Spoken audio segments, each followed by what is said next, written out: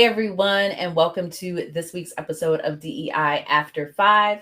This is going to be another throwback, another replay. I am really excited. So for the next few weeks, we're going to be talking about what leaders can do to be more intentional about showing up as an inclusive leader. And so this week's episode is a throwback to when I had my girl, my sorority sister, Dr. Nika White on the show, talking about being an intentional inclusionist and what that looks like and what you can do and some of the resources that she has available to do that. So tune in, take some notes, and enjoy. Hello, everyone, and welcome to DEI After 5. This is an episode I've really been looking forward to. There are so many people that are in this diversity, equity, and inclusion space.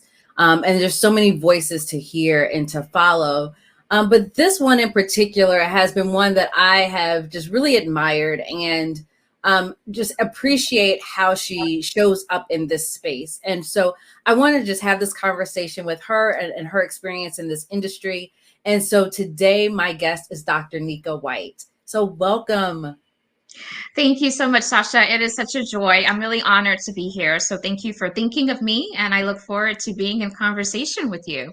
Thank you. So first of all, I want to just ask, how did you even get into this space? Like no one usually wakes up and says, oh, I want to do diversity and equity and inclusion, right? So how did you get into this?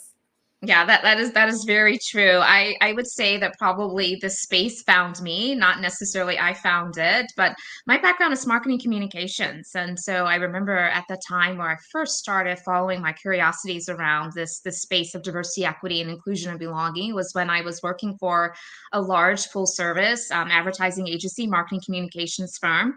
And it happened to have been based in Greenville, South Carolina, which is where I'm from. But they also had a presence in New York. And so I was in between both the New York and the Greenville office. And I was keenly aware of how the industry of advertising and marketing communications was challenged in the sense that it was not very diverse from a workforce perspective. And so when you think about the advertising capitals of the world, like New York and Chicago, you have the attorney general knocking on the offices of those agencies saying, you have to diversify. This is not a suggestion. It is a mandate. We'll be back in 6 months to see how you're doing. Well, because I was in Greenville, South Carolina, certainly not known to be like this mega, area for all of this deep industry experience and opportunity relevant to advertising and marketing communications. No one was paying attention to Greenville, South Carolina. But I knew that at the time, the goal was to become the most admired agency in the Southeast. And so, having the wherewithal to understand that it certainly required the agency that I was working for in Greenville to be much more intentional about how do we leverage the opportunity of diversity, equity, and inclusion rather than waiting for someone to come and place a mandate. And so I literally had just an honest conversation with the president CEO at the time, who was very hands-on. He listened intently, asked some thoughtful questions. And at the end of that conversation, he said, I agree, Nika, we need to do this and you're going to lead it. Now tell us how. And so I had to become really smart, really quickly to help the agency navigate this body of work. And I did just that. And what I came to realize is that it was a little buried, but it was definitely something that I had a connection to. Once I took inventory of a lot of the things that I had associated my time and my talents to, it had something to do with representing for those who are often left behind. And so it was inevitable that a full circle moment was to come in the future. I love that story because I actually was in marketing as well too, right? For part of my career. And, I always say, anyone that's in marketing communications, right? It's all about who's your audience. Oh, yes. And once you understand who your audience is and it's underrepresented, right? Yes. You start to look for those voices. You start to tell those stories. Right. And that is it's just a natural fit for DEI work. Yeah. And I think, what's so interesting about coming at it from this marketing communications angle has been, it's not new. Like when you look at companies like McDonald's, who's been doing this for decades, right? They've understood what they call, multicultural marketing for so long. And it's just now everyone's kind of catching up. So anytime I come across someone that's in like the marketing communication space, and that was their caveat into this work, I'm like, thank you, because that Yes. was mine, right? Yes. And Sasha, it's actually quite common. I have met a number of DEI practitioners whose journey started like kind of in the communications marketing space. But I tell people Mm, every single day that the work of, DEIB is not just about helping people to understand the constructs of diversity, equity, and inclusion and belonging in theory and in practice, but equally important, it's about how are we controlling the narrative? How are we mhm. telling the story? How are we positioning the business case and the moral imperative for this work? So I think that bringing the skill sets of marketing communications to this work of diversity, equity, and inclusion is imperative. And it definitely has served me well. I mean, as you know, it's always about on time, on budget, on strategy. But at the Yeah, end of the day, those individuals who are marketing professionals, they exist to help reach the diverse constituencies that their clients represent. And that's diverse America, right? So yeah. it's all about knowing your target and really building up that cultural intelligence to be able to draft messaging strategies that really can resonate with a broad spectrum of people. I love it. I love it. Love it. And this is everything you're saying too. We had Janet Stovall on the show. And Yes. so her background's in communications. And so Yes. she echoed the very same thing, you know. So I think that it's just critical in, again, internal and external communication and who your audience is, and understanding how you can I don't want to say convince, but how you get people to see the importance of this work is all about communications. It's all Branding is, about, yes. Branding is all about yeah, engagement. How do we engage people if we aren't communicating with them in a way that allows them to feel seen and heard, to feel like, your message really is for them? I mean, so right. it's critical. And I think that some of the brands that do this work well, they have gravitated to the need to have a diverse workforce to help create all of these great marketing strategies and campaigns for that very reason. So I'm a big fan of blending the two. Yes, love it, love it. So let me ask you this, because one of the things that I know you are known for right now is being an intentional inclusionist, right? So talk to us a little bit about what does that mean? Because I think Yeah. I know I have my interpretation of that, but I want to hear from you. What does that mean? Yeah, Sasha, I'm sure probably you could, answer this question directly and be spot on. But yes, intentionality, intent, some variation thereof is my favorite word. It really is. I think there's Mhm. so much power behind it. It is calculated and it has a certain look about it. It requires foresight and being strategic. It requires really being committed to knowing that there is a goal and a reward on the other end of it. We cannot be passive about this work of inclusion. Mm, And so I always say that intentionality is really that main separator of individual leaders and organizations that do this work mediocre versus those who do this work at an exemplary level. And it's been part of my messaging platform. So many people do know me as part of my brand as the intentional inclusionist. That is actually a phrase that I coined many years ago, actually, when I wrote my first book entitled The Intentional Inclusionist. And it's all about helping individuals to grow as inclusion minded leaders.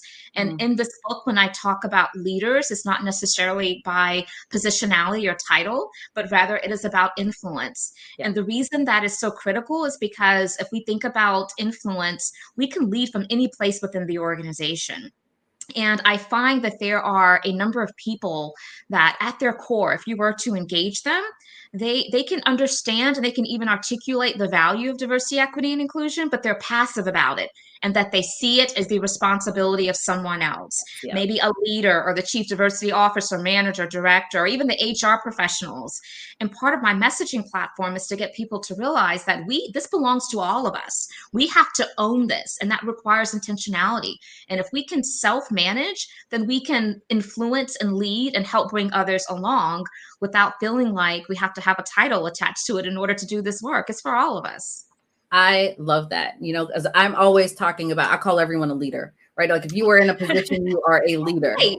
And Absolutely. so when you saying that it's all about influence, people Yes. don't even realize, like you might be the quote unquote low man on the totem pole, right? Yeah. For lack of a better term. Um, and have influence within your organization. Right. And the Absolutely. power of the voice and the power of persuasion, and it goes back to communication, right? If you're a Yep. great communicator, you have power. And so how do you do that? I was on a panel not too long ago where someone was asking, like, who should leave their job and become a diversity and inclusion professional. And I was just like, nobody. Like, you can do diversity and inclusion from your Right. job.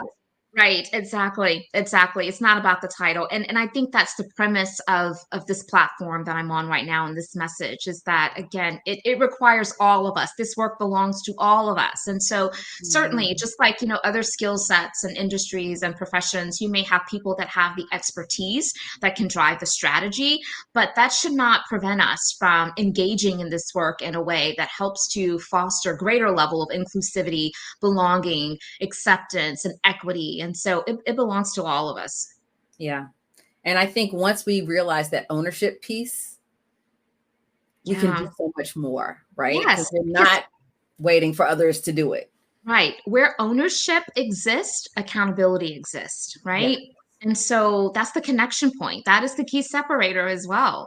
If we can't hold ourselves accountable, then how are we going to be able to influence the behaviors of others that we're wanting to lean into this work as well? So it belongs to all of us. I love that. So I want to talk to you a little bit about, because you do a lot of work in the C-suite with Mhm. executives. Mhm. What would you say are some of the biggest challenges that they are facing when it comes to diversity, equity, and inclusion and belonging within their organizations? Yeah, well, there's so many. One of the things that I feel like has been recurring in my experience in working with different C-suite leaders is not taking the appropriate time to align Mhm. around how do we as a collective, right? How do we want DEI to be manifested in our organization?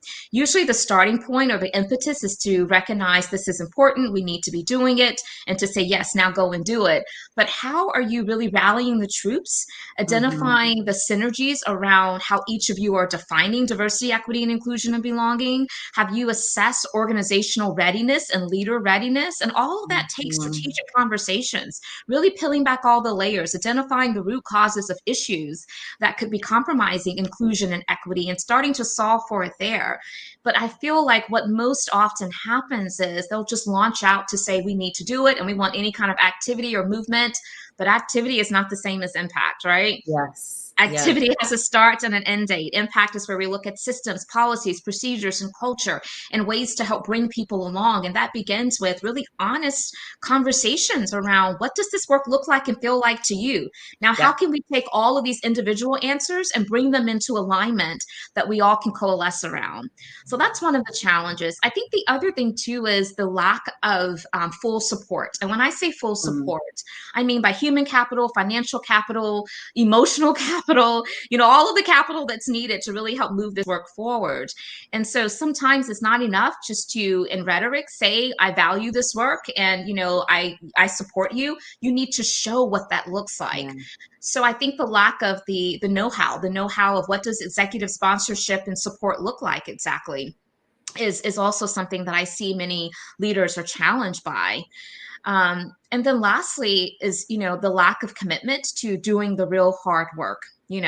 This work starts at the personal level. Personal awareness is so critical. And so we can't start to change organizational climate and culture without people at their core, at their personal level, are able to really take responsibility for their own actions, to see where they can bridge the gap in their own lack of knowledge, and deepen their own understanding, and then align that with very specific action items that can be sustained over time. So those are some of the recurring themes that I see that many organizational leaders are challenged by in this space. Yeah. When you started answering that question, what came to my mind immediately was something I've been asking, is where do you want to see this organization in 5 years? Yeah, exactly. Exactly. And where are you currently? Do you have a good sense of where you are currently before you start envisioning what's to come in 5 years? That's Right. another big piece. Yeah. Yeah. Because it's like, not having a realistic lay of the land. Yes, absolutely. They get the good stuff. Yes, They know exactly. all the talking points. Yes. But, who are the folks on the margins, and what are they saying, and what are they experiencing, and how do Yeah. we center that as a part of inclusion? Yes. And it goes back to what you also said around how are we even defining diversity, equity, inclusion, belonging? What does Right. that look like here? And I think that's a piece that so many organizations are missing, right? They They can are. define diversity, equity, inclusion, and belonging, but I'm like, well, what does that look like in your Exactly. How do organization? we want that to manifest within the confines of our organization? And think about it, Sasha. People, where you sit in an organization determines what you see. And Mm-hmm. what you see becomes your lens. And your lens informs your decision making ability. It informs how in which you may interact with others. It informs so much. And so I often say, nothing about me without me. If you're Yeah. in a position of leadership within an organization, and your lens is tainted just by your own personal lived experience, and you don't have that cultural intelligence of others' lived experiences, particularly of those who are historically disenfranchised or marginalized, you're not going to be well positioned to be able to create a climate and a culture that really is for all people. And so the data is critical. I think that, going back to your earlier question, sometimes leaders don't want to even believe the data, let Oh alone yeah. they don't even want to even collect the data because they may already have some suspicion that the data is maybe a little bleak. But Yeah. I always say that we have to trust the data. We have to believe the data. All data is opportunity, right? Whether Yeah. it's opportunity to just reinforce some things that are going well. I think taking a strength-based approach to this work is also necessary. We aren't just looking for what's going wrong when we, use the Right. word audit or assessment, and then it's also opportunity by way of if we are now, if we do surface information that causes us to strengthen our intentionality, to improve the workplace culture, then why would we not lean into that? Mm-hmm. So yeah. Looking at it as an opportunity to grow rather than a deficit or something that's bad or negative, right? Yes. And how Yes. We we, need to reframe. We need to yeah. reimagine this conversation. Right now, a lot of people will enter this space of DEIB conversation in a way that's very obligatory. What can I do to help out DEIB, right? Instead of seeing it from an opportunity perspective, which then the conversation shifts. And then you're talking and asking questions like, what can diversity, equity, and inclusion and belonging do to help make us a better performing company, to give us that competitive advantage, to help us to Mm-hmm. compete effectively in the marketplace and be an employer destination. So all the things, but I think that shift in mindset is really critical for helping to move the needle in a way that can lead to really great outcomes. Obligation versus opportunity. I choose opportunity every time. Yes, yes, yes, yes. Agreed. So, so it's interesting because from my business and kind of what I do, I sit in a unique position in that, Mhm. especially in the coaching side of my business, because I coach DEI practitioners, but I also coach individuals that come from historically marginalized communities that are Wow. in these corporations, right? So I get to see the gap. And I always talk Mhm. about let's mind the gap because that's where some of these DEI efforts are not aligning, right? Intention, and you talked about impact, right? It's the intention and the Mhm. impact may not be in alignment. And Right. so, from your perspective, what are some of the gaps that you're seeing in some of these diversity efforts with clients that you're working with? Yeah. A couple things. One of which is a lack of taking all of the data that they should be collecting and should be mining quite often, and then leveraging it to prioritize, your Mm, resources to make decisions around measurement frameworks, tracking, around what are those key prioritized focus areas, what are the accountability mechanisms, where you measure and track, it gets done, where you hold people accountable, they deliver. And so the accountability piece is huge. I find that oftentimes organizations shy away from that piece of it because they mhm, feel like, I don't want to be heavy handed with this. I don't want to make people feel like this is being forced upon them. And I think that that can be a crutch, right? Mhm. So we have to make sure the same way that we're planning for success around any other critical area of operation, that we're treating diversity, equity, and inclusion in the same fashion. What kind of outcomes do we want to see? Let's name that. And so what is it going to take to get there? And when we identify those action items to reach that desired outcome, how are we tracking and measure it? How are we holding people accountable? How are we course correcting with intervention strategies? So Yeah. we have to exercise the same level of rigor and due diligence that we do with any other area of operation if we really want to see success. And that is a gap that I find oftentimes exists. Yeah, I've done some work in with some manufacturing companies, and it's the same thing with safety, right? Yes, It's I your love approach that. to safety is how you should Yes. be approaching diversity, equity, and I inclusion, love that. I actually right? use that as an example oftentimes with organizations that maybe are not in the manufacturing space where we know that safety is such a big conversation. If you really want to turn the dial up on this, treat it like safety for a manufacturing work. Talk about it at every turn, over communicate on it, put measures in place to make sure people are following all the protocols. Right. Yes, Posters on the wall, like whatever, yes, whatever the yes, thing is that you talk about safety, right? right, And how do you measure that? Because there was for yes. a long time, safety was this abstract thing that couldn't be Yeah. measured. Now all of a sudden you can measure it. Oh, absolutely. Or the So number of incidents going down. Yeah. But here's yeah, the parallel that I think sometimes can help clients and organizational leaders to gravitate towards that analogy of treating it the same way that, sometimes organizations will treat the safety aspect. And that is it really is safety. If we it think is. about how people's psychological safety, how even sometimes their Mhm. physical safety is threatened in the workplace. And particularly it happens with people that are underrepresented, or I like to say underestimated, in the Uh-huh. workplace.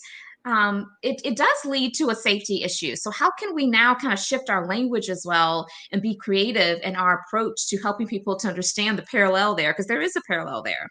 Definitely, definitely. And it's funny because, we talk about data, data, data, data, and they're like, oh, we can't measure, diversity, equity, inclusion, these efforts. We can't do that. But when I come in and I'm talking about psychological safety with an Yes, assessment, and I can tell you, this is where your yes, company scores. yes. And if Hmm. someone says they can't measure DEI, that is not true. They're not asking the right questions or looking at the right data points to Exactly. track, because you absolutely can, 100%. And it goes back to what you said earlier, right? It's sometimes they don't collect the right data because they think what they're going to see is not going to be Yeah. optimal. And Yes, that's okay. that's That is okay. absolutely I okay. know. The encouragement that I try to provide to organizational leaders that may have those sentiments is that no one is saying that now, once the data has revealed itself, that you have to change everything and all the things overnight immediately. Let's just now at least be knowledgeable with evidence-based data that gives you then greater propensity to try to make incremental change over time as you Yeah. can. It's about progress, not perfection, right? Yes. But if Yes. you desire to not even get the data because you're afraid of the data, then you're automatically making a decision even before starting on this journey. And that is you're not really seeking to have to institute change that's required.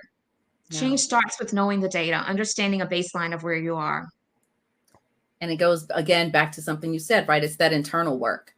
Yes, absolutely. A lot of that Absolutely. internal work. Organizations are ran of people. So again, if people aren't getting the importance and significance and the value of DEI at the individual level, they're not going to be able to transfer that mindset and that way of thinking into the organizations and communities and society that they're a part of. And so it starts at the personal level. Yeah. I love it. So Dr. Nika, we talked about this work, and this work is often difficult Yeah. and can be challenging, right? There's some Mhm. wonderful times and wonderful things that come out of it as well too. But tell us a little bit about how you take care of yourself. How do you fill your cup? How do you make sure that you stay kind of focused and grounded in this space? Yeah, I love this question. How do I fill my cup? There are a number of ways. First and foremost, it goes back to just being intentional, recognizing that because I am a practitioner in a space that's really hard. I mean, we hold a lot for a lot of people all the time, Mhm. which means that we're often putting our own feelings aside, and we're shift burying them deep, deep, deep inside. so that we can show up at our best for others. And so I think that the intentionality of recognizing that as part of this profession is one of the ways in which I fill my cup, because that leads me to then being very thoughtful about what are my needs? How can I self-reflect on what my body is telling me, what my mind is telling me, you know, and how can I align and govern myself accordingly? And our bodies will tell us, absolutely. Oh, yes. Our bodies will tell us whether we want them to or not, they will. And so for me, that's exercise. That's I have a therapist that I see routinely. I believe in therapy and talk therapy, and knowing your triggers and knowing how to navigate that, not waiting for you to be triggered, right? I also believe in just quiet time, clearing my calendar, and just having time to just sit in silence, honestly, let my brain kind of relax. And I'm a woman of great faith, and so that also fills my cup to know that I'm never walking this life and this journey alone. And so, and I have people in my corner that support me.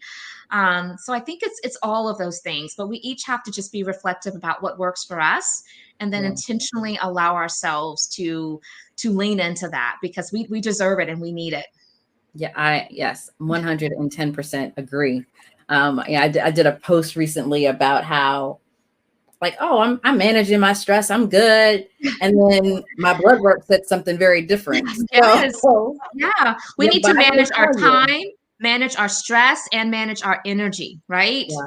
What Yes. drains our energy? What stresses us to the point to where, you know, we need to have limitations and boundaries around certain things. And then of Yeah. course, sometimes, you know, especially like as entrepreneurs, we can just, you know, fill up every second of our day with some kind of to do, to where the time to just kind of release and be and sit still and reflect is not there. And so I'm totally with you. I'm totally with you. Yeah.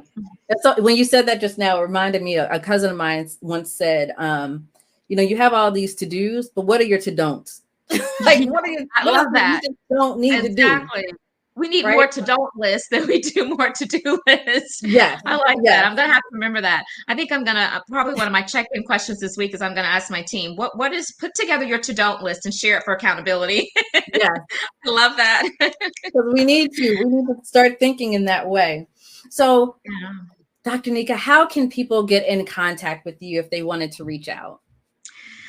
So the best way to reach me is through my website, which is simply nikawhite.com. And through my website, certainly there's a number of courtesy resources that we make available. It's our way at NWC of just showing up for the broader community to help people while they're on their own learning journey to deepen their understanding and knowledge of DEIB.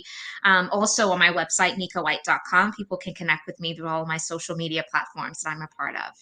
Wonderful.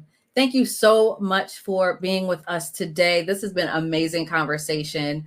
We could go for like another half an hour, I'm sure. I know. I feel the same. Thank you so much for having me. Thank you for opening up your platform and your audience for me to be able to share. I'm an admirer of the work that you're doing, and I just love to see it. And so thank you. Thank you for allowing me to be here today.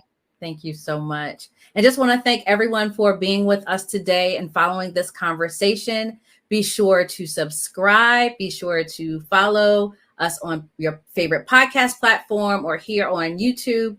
And we will see you next time. Have a good one.